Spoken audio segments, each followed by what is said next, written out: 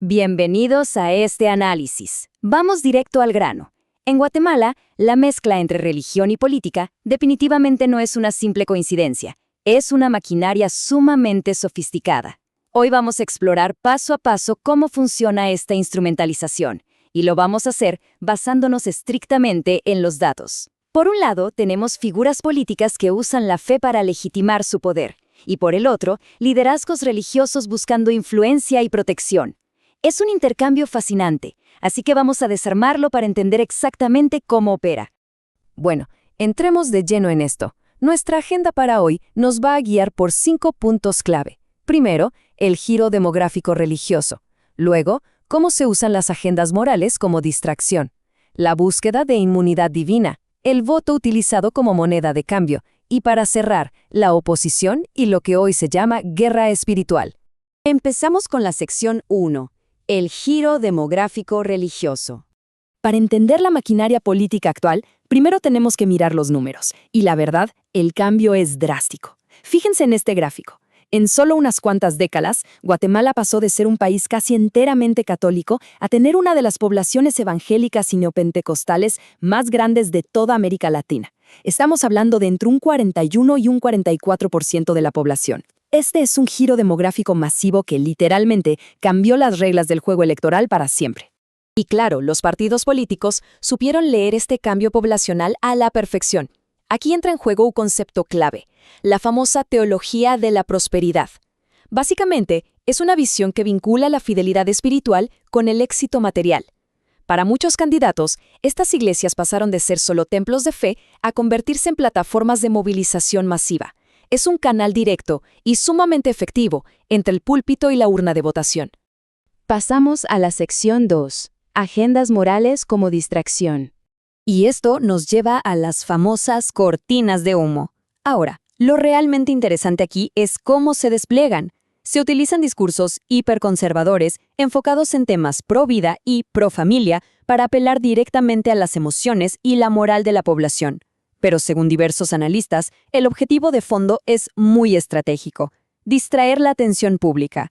Es una forma de ocultar fallas sistémicas enormes, como la corrupción institucional, los niveles críticos de pobreza y la fragilidad del Estado de Derecho. Si observamos esta línea de tiempo, vemos un patrón clarísimo de lo que podríamos llamar populismo legislativo. Tenemos a administraciones recientes posicionando a Guatemala como la capital provida de Iberoamérica, hasta llegar a agosto de 2025, cuando el Congreso aprobó nada menos que el Día Nacional de la Biblia.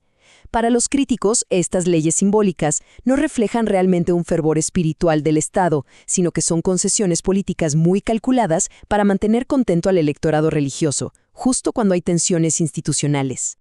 Pero ojo, porque la manipulación también opera por omisión, es decir, por lo que no se discute.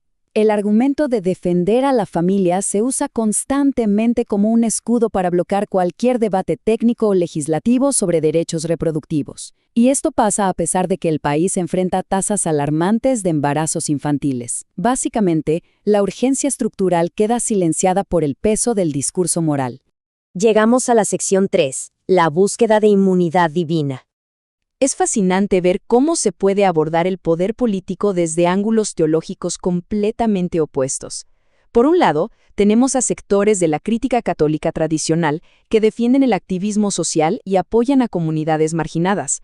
Pero por el otro, vemos una corriente neopentecostal que aplica una lectura de la Biblia sumamente rígida. Y resulta que esta rigidez encaja a la perfección con los intereses de algunos gobernantes, creando una especie de escudo espiritual contra las investigaciones legales. Y esto ilustra el punto de maravilla. Escuchen esta cita de Romanos 13. Toda autoridad es puesta por Dios. Imaginen el poder de esta narrativa. Si un funcionario está siendo investigado por corrupción, sus aliados pueden citar esto para insinuar que atacar al gobernante es de alguna manera desafiar el plan de Dios. En la práctica, es impunidad disfrazada de sacralidad. Por eso no es nada raro ver una especie de coreografía pública muy particular. Políticos que están bajo el escrutinio de la ley, de repente aparecen en los altares, oran públicamente frente a las cámaras y adoptan un lenguaje bíblico súper florido. Es un intento evidente de lavar su imagen pública y buscar legitimidad ante sus bases en momentos de crisis legal. Vamos a la sección 4. El voto como moneda. Todo esto nos lleva a entender que esta relación es literalmente una calle de doble vía. Es un corporativismo religioso. Los líderes espirituales orientan el voto de sus inmensas congregaciones, pero a cambio de favores estructurales muy concretos. Hablamos de exenciones de impuestos, concesiones codiciadas para frecuencias de radio y televisión, e incluso de nombramientos directos en puestos del gobierno. Es una transacción política en toda regla.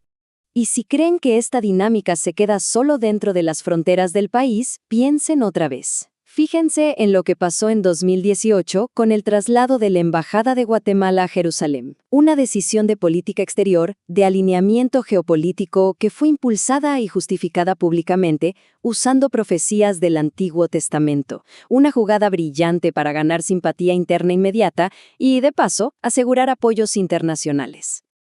Ahora, en teoría y según la Constitución, Guatemala es un Estado laico, pero en la práctica es un Estado laico bastante poroso. Las ceremonias oficiales y las tomas de posesión constantemente incluyen oraciones que favorecen a una denominación específica.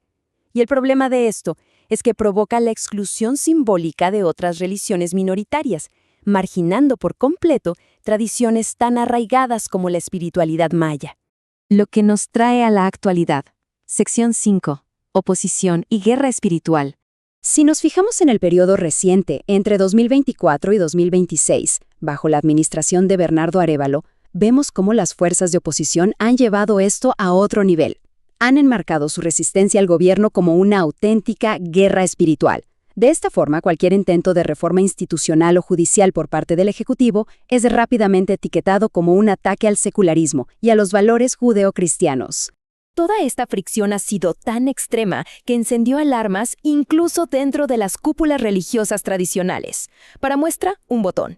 En mayo de 2026, la Conferencia Episcopal Católica emitió una advertencia fuertísima. Señalaron que se estaba manipulando la justicia por mera venganza política, pero operando astutamente bajo un manto de falsa moralidad. Para ir cerrando, miren cómo todas las piezas encajan en esta matriz. Aquí vemos exactamente las tácticas de manipulación en juego. Usan declaraciones de fe para blindar a los funcionarios, lo que termina polarizando a la sociedad. Promueven leyes simbólicas para ganar simpatía popular, pero a costa de debilitar el debate real. Y utilizan el discurso de choque moral para deslegitimar cualquier intento de fiscalización. Es un mecanismo de poder perfectamente aceitado. Al final del día, esto nos deja con una consecuencia enorme para la sociedad. Cuando los debates técnicos son reemplazados sistemáticamente por juicios morales, la exigencia de rendición de cuentas desaparece.